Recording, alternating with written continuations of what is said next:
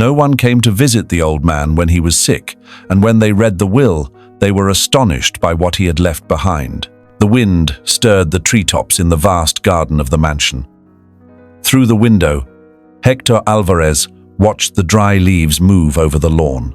Autumn had arrived in Mexico City, dyeing the streets in ochre and orange tones. But in his house, time seemed to have stopped. From his leather armchair, he weakly held the cane resting on his lap. His fingers, once firm and strong, now trembled with every movement.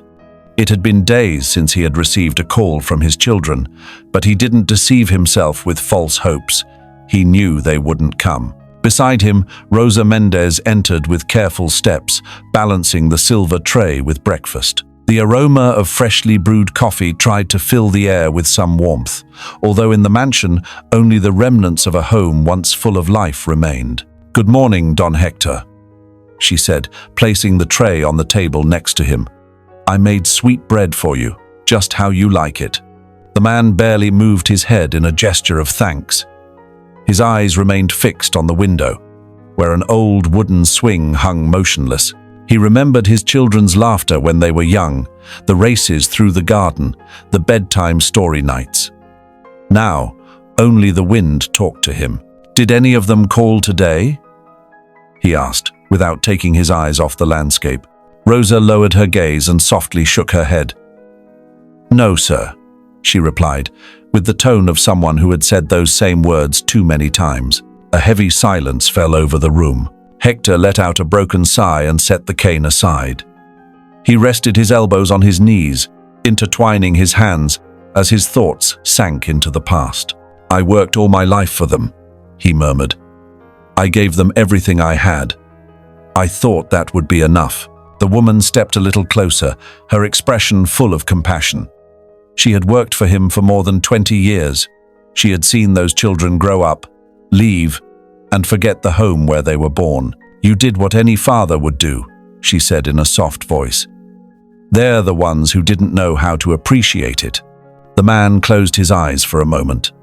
His memories took him to happier days, when the dining table was full of conversation and laughter.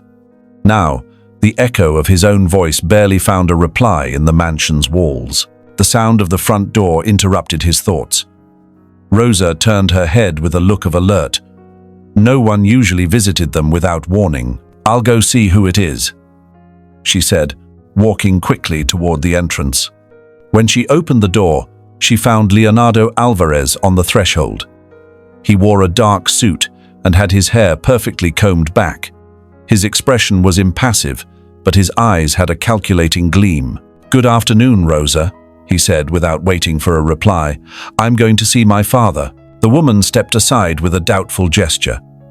Leonardo rarely showed up at the mansion, and when he did, it wasn't for sentimental reasons. Hector looked up as he saw him enter. "I wasn't expecting to see you today," he said in a dull voice. The young man barely smiled. He walked to the large window, observing the vast garden with his hands in his pockets.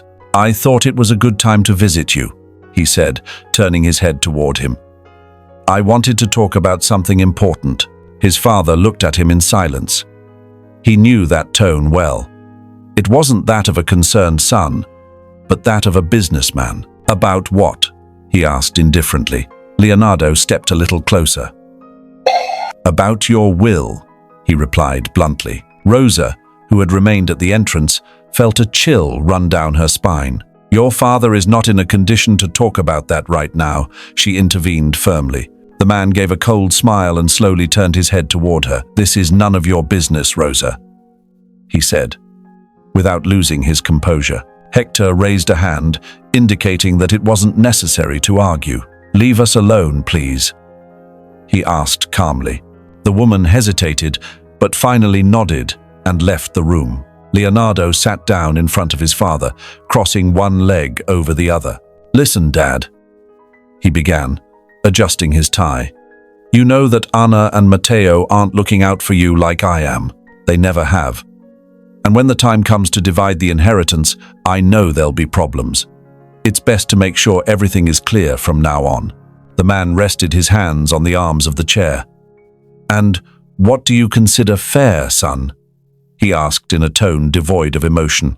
Leonardo leaned slightly forward. That the one who's been here, taking care of you and worrying about your well-being, be the one who receives the largest share, he replied without hesitation. The silence between them stretched on. Hector held his gaze for a long time. Years ago, he might have wanted to believe those words, but not anymore. Do you care about me or about the money, Leonardo? He finally asked. His son smiled, as if the question amused him. You know, I've always wanted what's best for this family, he said, neither denying nor confirming. Hector looked away toward the garden. Go home, he said with a tired voice. I don't have the strength to talk about this right now. The young man stood up with calculated elegance. As you wish, he said, adjusting his jacket. But think about it carefully, Dad. Don't let others take advantage of what you worked so hard to build.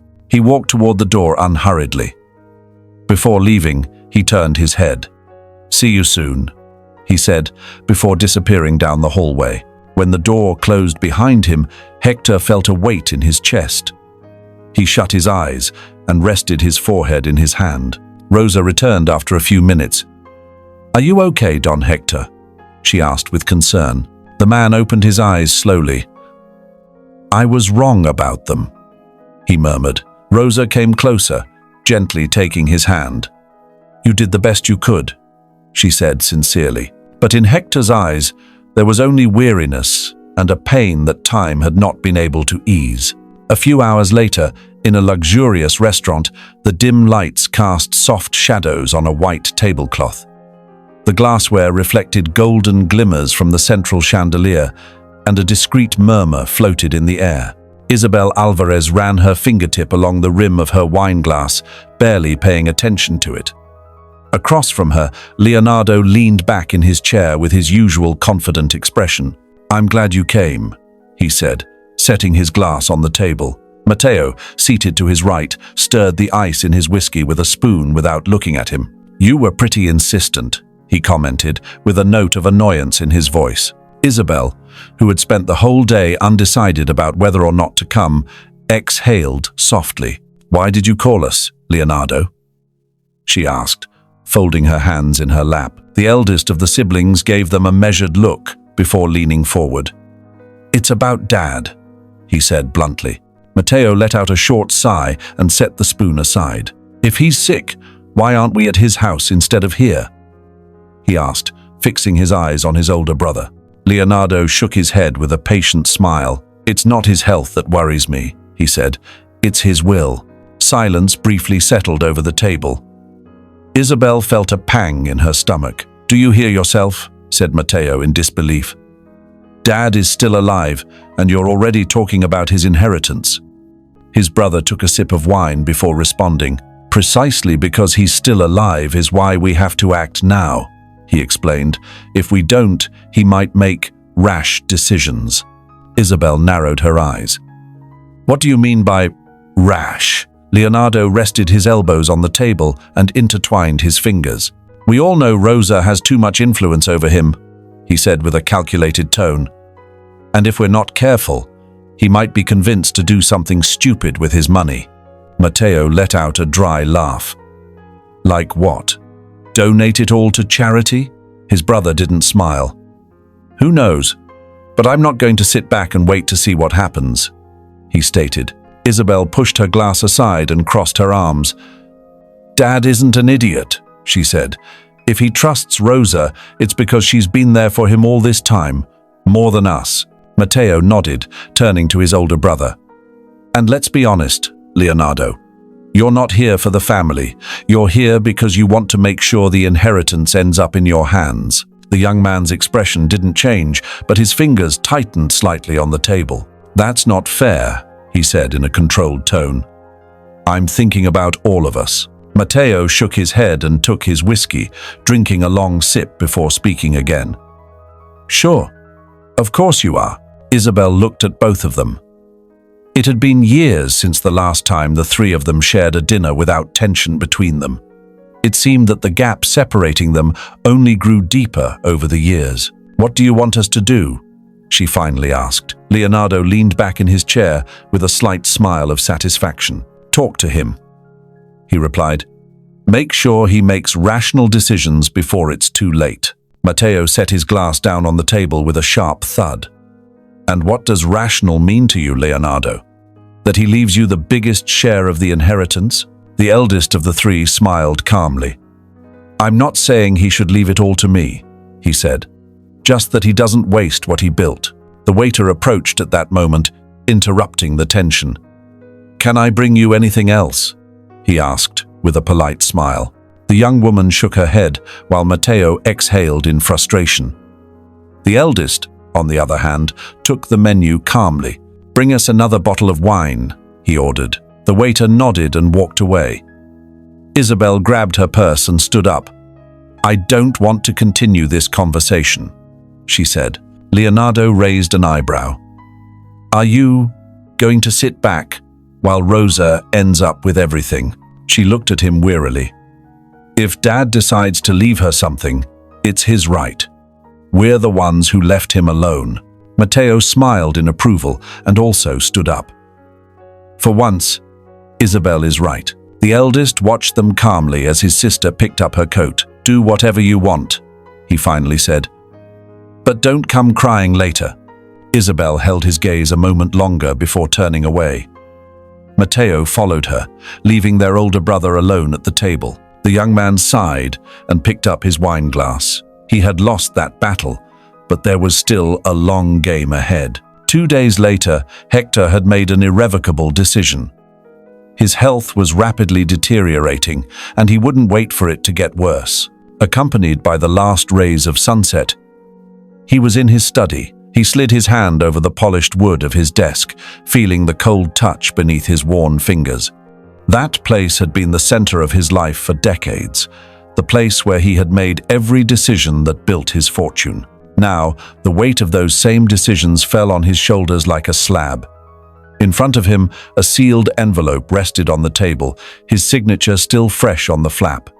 His will was finalized. There was no turning back. The lawyer, Salvador Espinosa, had spent the morning at the mansion to confirm that everything was in order. Meticulous as always, he had read every line of the document with the patience of someone who knows that a single, misplaced word could unleash chaos. Everything is in order, he finally said, arranging the pages in his briefcase. There's no way this can be contested without consequences. Hector kept his eyes on the envelope. Leonardo won't accept this without a fight, he said in a muted voice. The lawyer interlaced his fingers on the table. The contest clause is clear. If any of your children tries to invalidate the will, they automatically lose their share. Legally, there's nothing they can do, he explained with the same calm he used to handle million-dollar contracts. The old businessman took a deep breath and gave a joyless smile. I worked my whole life so they wouldn't lack anything, and now the only thing they care about is how much they'll get when I die, he said. Salvador closed his briefcase and stood up. If you need anything else, call me, he said before saying goodbye. When the sound of the car driving away faded into the distance, the house returned to its usual silence. Hector remained seated, his gaze fixed on the large window. The afternoon light filtered through the curtains, casting long shadows on the marble floor. Outside, dry leaves accumulated on the garden paths. He took the envelope with trembling hands and placed it in the desk drawer. His chest rose and fell slowly, with the effort of someone who felt his own body failing him. Rosa entered the room with a cup of tea in her hands. She said nothing as she placed it on the table, but her gaze carried the same concern as always. I made you some chamomile, she said after a few seconds. The man took the cup carefully, feeling the warmth in his fingers. He didn't drink right away. Instead, he fixed his gaze on the steaming liquid, as if he could find in it the answers to questions he hadn't known how to ask his entire life. Do you think your children will understand your decision? The woman asked in a low voice. He let out a heavy sigh before answering. Maybe someday, he said. But it won't be soon. She stayed silent for a moment. For years, she had learned not to try to soften truths Hector already knew. "They're still your family," she finally murmured. Hector looked up at her with a slight smile. "You're my family too," he said. The woman blinked, surprised by those words. She didn't respond immediately. She simply nodded before looking away. A noise at the entrance broke the stillness. She stood up at once and walked to the door. When she opened it, she found Leonardo. He wore a dark suit, his hair precisely combed, and the same calculated expression as always. "Good afternoon, Rosa," he said with rehearsed politeness. "Mr. Leonardo," she replied. Stepping aside, he entered with confident steps and closed the door behind him. His eyes scanned the room before landing on his father. "I wasn't expecting to see you today," Hector said without emotion. He already knew what his eldest son's frequent visits meant. Leonardo sat down without being invited and crossed one leg over the other. "I wanted to see how you were," he said with a measured smile. The businessman didn't take his eyes off the window. "Don't beat around the bush," he said. "Tell me what you want." Leonardo interlaced his hands on his knee. "It's about the company and the properties," he said. Hector drummed his fingers on the arm of the chair. "You don't need to worry," he said. Leonardo tilted his head, evaluating his response. "That means you've already made a decision," he said. "Yes," Hector replied. The silence between them grew thick. The young man took a deep breath before continuing. "I hope you haven't done something you'll regret," he said. Hector slowly turned his head and looked at him with a mix of weariness and disappointment. "I regret many things, son," he said, "but this isn't one of them." Leonardo kept his composure, but the tick in his jaw gave him away. "If you've put Rosa in the will, there will be problems," he said. The man carefully set the cup down on the table. "Rosa has been here when you haven't," he said. "I don't need you to tell me what's right." Leonardo stood with a controlled motion, adjusting his jacket with precision. "I just want what's best for everyone," he said. The man slowly shook his head. "No, son. You only want what's best for yourself." The young man held his father's gaze for a moment longer before turning and leaving the room. When the door closed, Hector felt the weight on his chest intensify. His strength was fading, but his decision was firm. Rosa approached with a furrowed brow, worried. "Are you all right, Don Hector?" He opened his eyes slowly and looked at her with a tired smile. "More than ever," he said. Then he rested his head against the back of the chair and let the fatigue envelop him. Everything was decided. Whatever came next was no longer his problem. That same night, the businessman woke up in the middle of the night with a strange sensation in his chest. It wasn't pain, nor even discomfort, but a silent certainty. An absolute clarity he hadn't felt in a long time. He tried to move, but his limbs responded slowly. His breathing was heavy, irregular, as if his body was slowly giving out. He turned his head with effort and found Rosa asleep in the chair next to his bed. Her posture was uncomfortable, arms crossed on her lap and her head tilted to one side, but her calm breathing indicated that, for a few hours at least, she had managed to rest. Hector watched her in silence. For years, she had been the only constant in his life. When his children drifted away, when the house turned cold and empty, it was Rosa who stayed by his side. Not out of obligation, not for money, but simply because that was who she was. His throat felt dry. He swallowed with difficulty before trying to call her. "Rosa," he murmured, but his voice was barely a whisper. She didn't move. He gathered the little strength he had left and tried again. "Rosa." This time, the woman woke up. She blinked several times, disoriented, before fixing her eyes on him. "Don Hector," she said, standing up immediately. "Do you feel unwell? Should I call the doctor?" The man shook his head slightly. "There's no need. I'm ready," he whispered. Rosa frowned and leaned toward him. "Don't say that, please," she said in a thread of a voice. Hector tried to smile, but could barely lift the corners of his lips. "Listen to me, Rosa," he said. She nodded, her eyes brimming with tears. "You were always here," he continued weakly. "You never asked for anything, never demanded more than I could give. I don't know if I ever thanked you for that." The woman lowered her head, biting her lip hard. "You don't have to thank me for anything, Don Hector," she whispered. He closed his eyes for a moment, gathering breath before speaking again. Each word cost him more, as if his breath were escaping along with his life.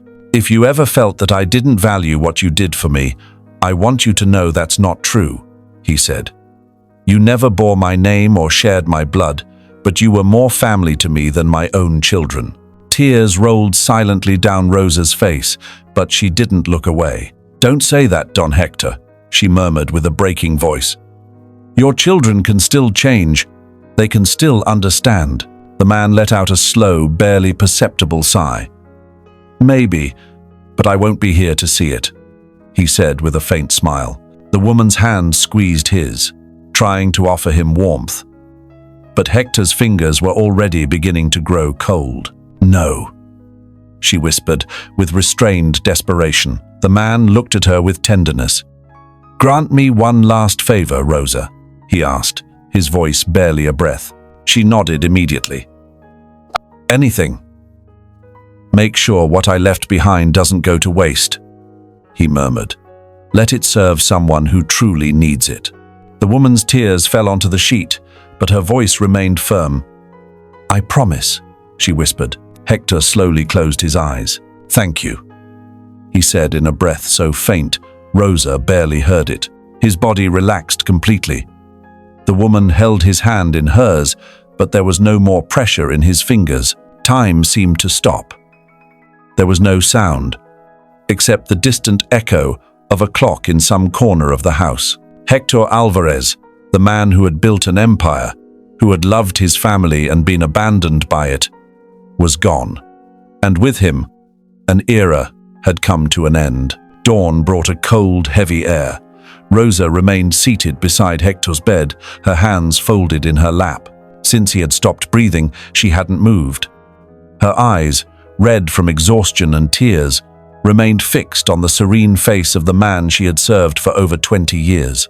There were no screams or desperate cries, only the certainty that the final chapter of a story had come to an end. She pressed her lips together and blinked several times. Her mind refused to accept that the man she had cared for so long was now just an immobile body under white sheets. Her fingers trembled as she stood up with effort, smoothing her apron out of habit. She took a deep breath and picked up the phone resting on the nightstand. With trembling hands, she dialed the first number. The phone rang several times before Isabel answered. "Rosa? What's wrong?" Her voice was filled with confusion and a slight irritation from being woken up so early. The woman closed her eyes for a moment, feeling a lump form in her throat. "Miss Isabel," her voice broke. She had to take a breath before continuing. "Your father has passed away." The other end of the line fell completely silent. "Miss Isabel," Rosa repeated, more softly. She heard a faint gasp, then a barely audible whisper. "I'm on my way." The call ended. The woman pressed the phone to her chest, closing her eyes tightly. She still had 2 more calls to make. She dialed the next number. Mateo answered after the second ring, his voice hoarse with sleep. "Hello?" Rosa swallowed. "Mr. Mateo, your father has passed away." The silence was different this time. Longer, heavier. When he finally answered, his voice was barely a murmur. "I'm on my way." Rosa dropped the phone onto the table and brought her hands to her face. She took a deep breath and, with one final effort, dialed the last number. Leonardo took a while to answer. When he did, his voice sounded cold, distant. "What's going on?" The woman closed her eyes. "Don Hector has passed," she said, with a voice steadier than she expected. There was a long silence before he responded. "I understand," he finally said. "I'll be there in an hour." Without another word, He ended the call. Rosa exhaled the air she had been holding in. The house, which had already felt empty for some time, now seemed like a hollow shell. She walked slowly to the living room and sat on one of the sofas. Fatigue hit her with full force, but she couldn't afford to stop. There was still much to do. The three siblings arrived at the mansion at different times. Isabel was the first. She stepped out of her car with a distraught face, her hair hastily tied back and her clothes slightly wrinkled. She walked with trembling steps to the door, feeling that each meter closer made what she still didn't want to accept all the more real. When she entered, she found the woman waiting for her in the living room. "Where is he?" she asked softly. The woman looked at her with compassion and pointed down the hallway. Isabel swallowed hard and walked forward without another word. She entered the room with her heart pounding. There was her father. His face showed no sign of suffering, only deep rest. His skin, once full of life, now had a grayish tone. The white sheet covered him up to his chest, and the image seemed so surreal that for a moment she thought he might still wake up. "Dad," she whispered. Her legs gave out, and she had to lean against the wall to avoid falling. She had barely gathered herself when the door opened again. Matteo entered, his shoulders slumped and dark circles under his eyes. He said nothing, only looked at Rosa with glassy eyes before heading toward the bedroom. When he saw his father's body, he stood still. His sister looked up at him and, without saying a word, took his hand. The two of them stayed there, in silence. Minutes later, Leonardo's footsteps echoed at the entrance. When he appeared in the room, his gaze swept over the scene with coldness. He didn't approach immediately. He stood at the threshold with his arms crossed. "Since when?" he asked. Rosa, who had stayed by the door, answered calmly. "He passed early this morning." The young man nodded, but showed no emotion. His sister looked at him with restrained anger. "Is that all you're going to say?" Leonardo looked at her without expression. "What do you want me to say?" Matteo, who had been silent the entire time, finally spoke. "You could at least pretend to care." For a minute, Leonardo clenched his jaw. "I didn't come to argue," he said. "I came to say goodbye and to take care of what needs to be done." Isabel let out a bitter laugh. "Of course you did." Before the argument could escalate, Rosa intervened. "The lawyer will come tomorrow to read the will." Leonardo looked at his siblings. "Then I'll see you tomorrow." Without another word, he turned around and left the room, leaving the funeral arrangements in his siblings' hands. The morning of the funeral dawned with a grey sky and a light drizzle covering the city, as if the weather itself knew they were in mourning. Rosa, dressed in black, made sure everything was ready before the siblings arrived. She had stayed up all night, organizing the small ceremony in the main room, the only space in the house where memories of a time when the Alvarez family wasn't divided still lingered. Hector's coffin, made of dark wood with a flawless finish, stood in the center of the room, surrounded by discreet floral arrangements. A pair of lit candles cast shadows on the walls. It was a simple farewell, without pomp, just as he would have wanted. Matteo was the first to arrive. He wore a black suit that didn't quite fit his frame and walked slowly until he stood in front of the casket.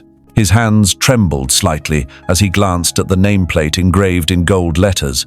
He hadn't seen him in his final days. Their last conversation had been over the phone, months ago, when his father tried to talk to him about the family business, and he, tired of feeling like his life revolved around an inheritance, had hung up before the call ended. He swallowed hard.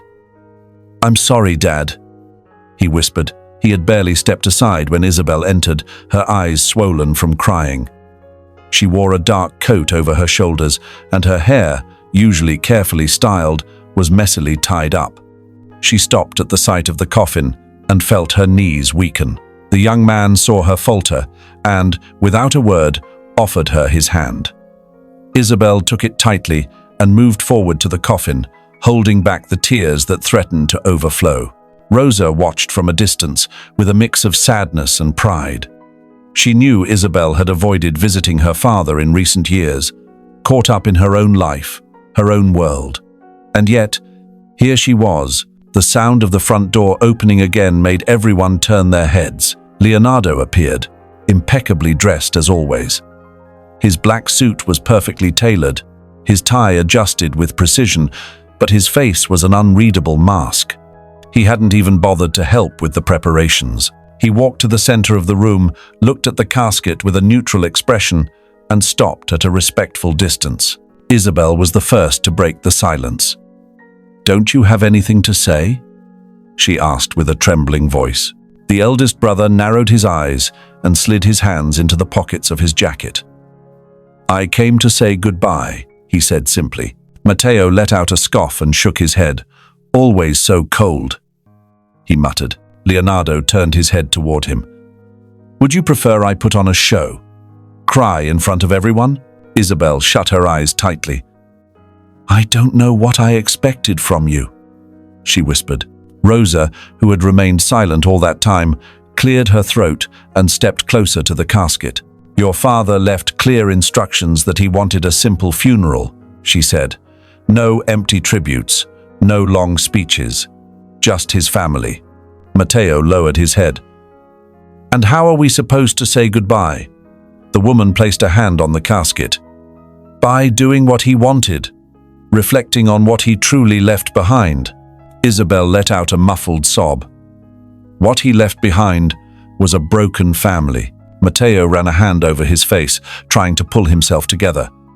"I don't know about you, but I don't want this to be my last memory of him," he said quietly.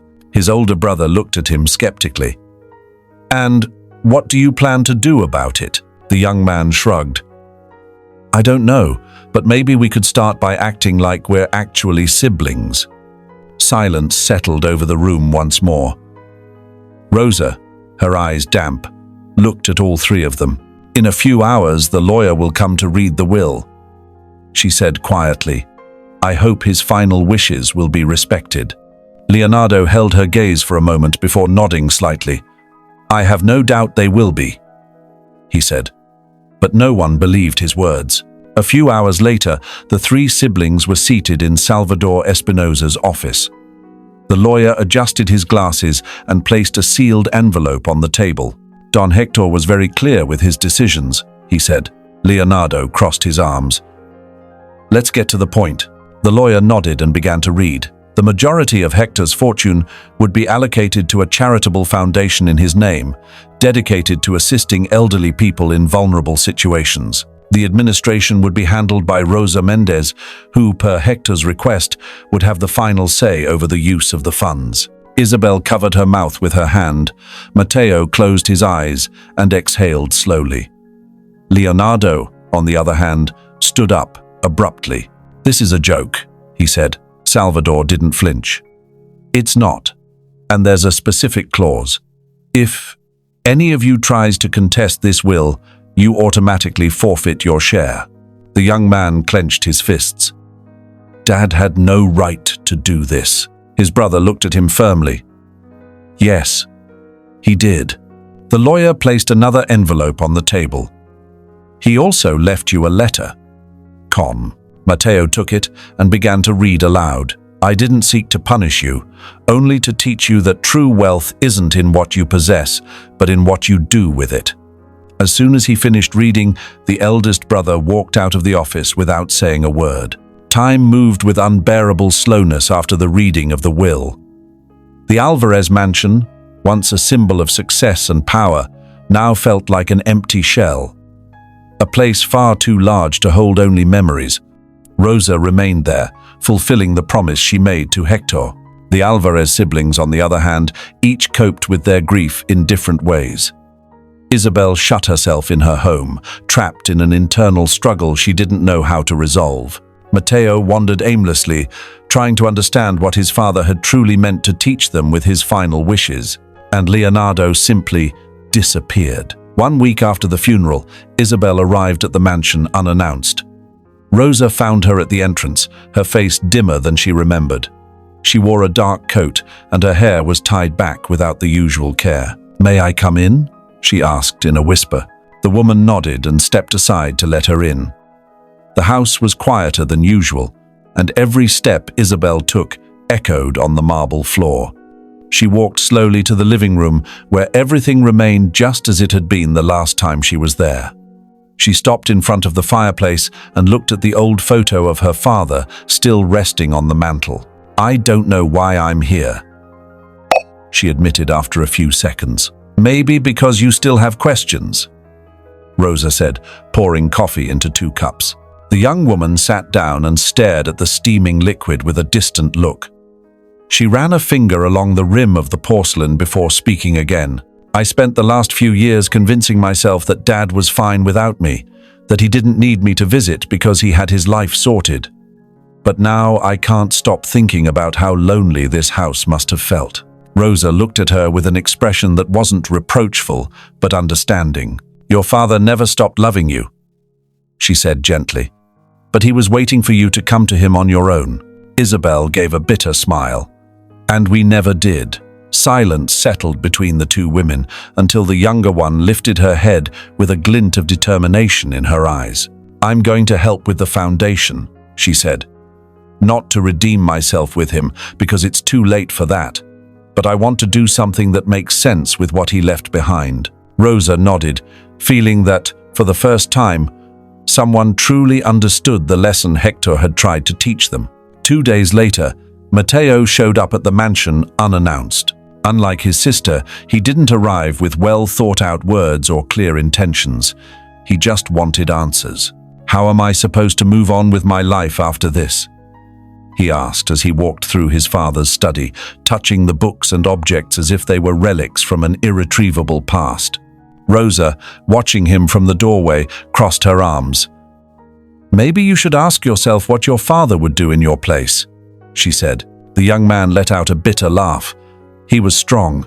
"I've just been running away from all this for years." The woman stepped closer and placed a hand on his shoulder. "You still have time to change that," she said. Matteo exhaled and ran a hand over his face. "I want to help," he announced. "I want to see how I can get involved with the foundation. I don't know anything about management or charities, but I can learn."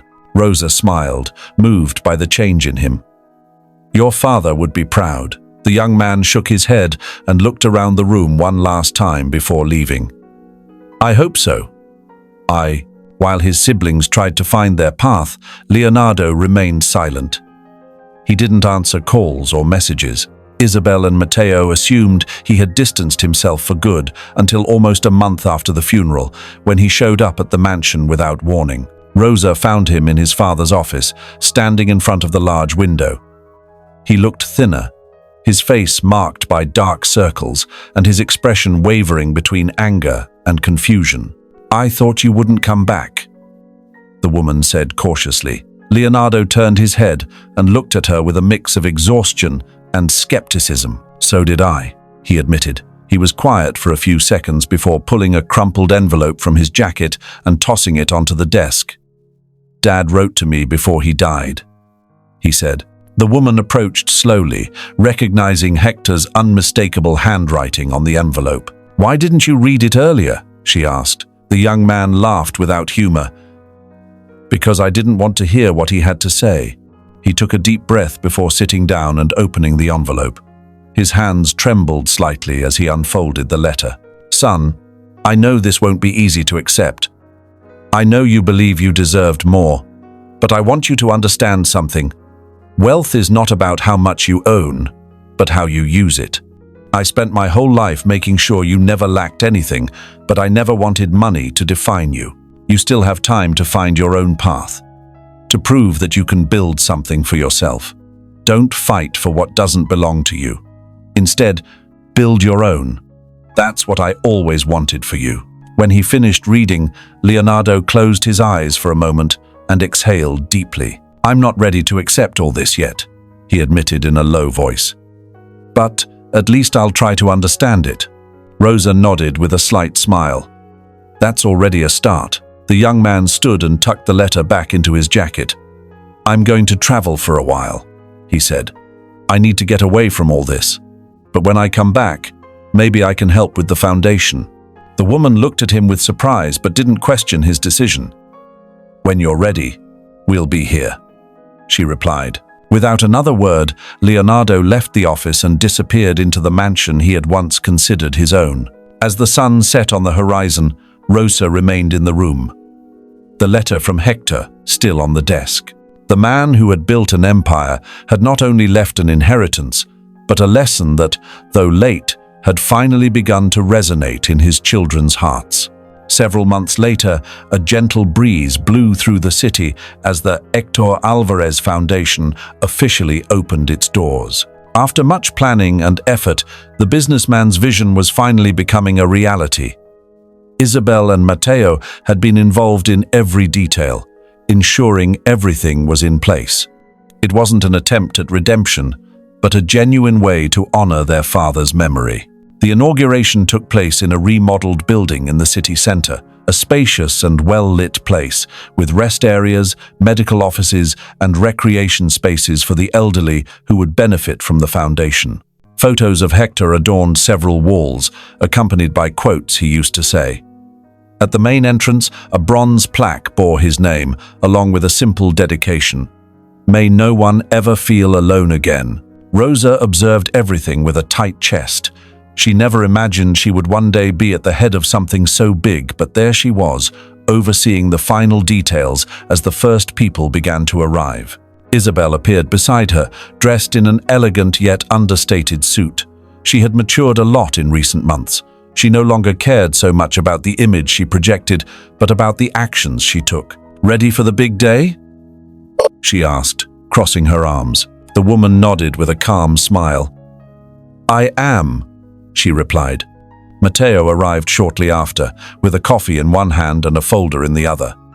He had become the liaison between the foundation and the administrative team, learning about resource management and project planning. "The first guests have arrived," he announced. "Some are business people who want to collaborate, and others are people Dad helped in the past." Rosa looked toward the entrance and noticed several elderly men and women observing the place cautiously. They were people who, in one way or another, had known Hector during his lifetime. Some had worked with him, others had received his support when they needed it most. Isabel swallowed hard as she recognized an old accountant from her father's company, a man who had been unjustly fired due to a bad executive decision. Hector had intervened to ensure he received his full pension. "Dad did a lot more than we thought," she said quietly. Rosa looked at her warmly. "He always believed money should serve a purpose beyond just accumulating," she said. The ceremony began shortly after. Mateo gave a brief speech about the foundation's mission, followed by Isabel, who spoke about their father's legacy. It was an emotional moment, where for the first time in a long while the siblings felt they were working together for something truly worthwhile. When everything was over and the guests began to leave, one last visitor arrived. Leonardo. He wore simple clothes, far from the expensive suits he used to wear. His hair was longer and his expression less tense. Rosa was the first to notice his presence. "You came," she said, with a slight smile. The man put his hands in his pockets and nodded. "I thought it was time to see what you'd done with all this," he replied. His siblings approached him cautiously. For months, Leonardo had been out of town, traveling, distancing himself from the weight of the Alvarez name and trying to find himself. "What do you think?" Isabel asked. Leonardo looked around the place and exhaled softly. "Dad would be proud," he admitted. Mateo raised an eyebrow, surprised by his brother's honesty. "Are you staying this time?" he asked. The eldest brother smiled faintly. "I don't know yet," he said, "but I want to see how I can help." Rosa felt her heart fill with relief. No matter how long it had taken, the siblings were finally on the right path. Hours later, when the building was empty and only Rosa and Isabel remained in the main office, the young woman approached one of the windows and watched the sunset. "Do you think Dad would be happy?" she asked softly. The woman looked at her with tenderness, then turned her gaze to the commemorative plaque. "He wouldn't just be happy," she replied with certainty. "He'd be at peace." The wind blew gently, rustling the leaves of the trees outside. And with it, a new chapter in the story of the Alvarez family began. And so, dear friends, we come to the end of this story. I've loved sharing it with you, and I hope you've enjoyed listening to it. Don't forget to subscribe and give it a like, so we can keep bringing you stories of kindness, love, gratitude, and hope. Leave me a comment if you liked it. Sending you a hug, and see you in the next story.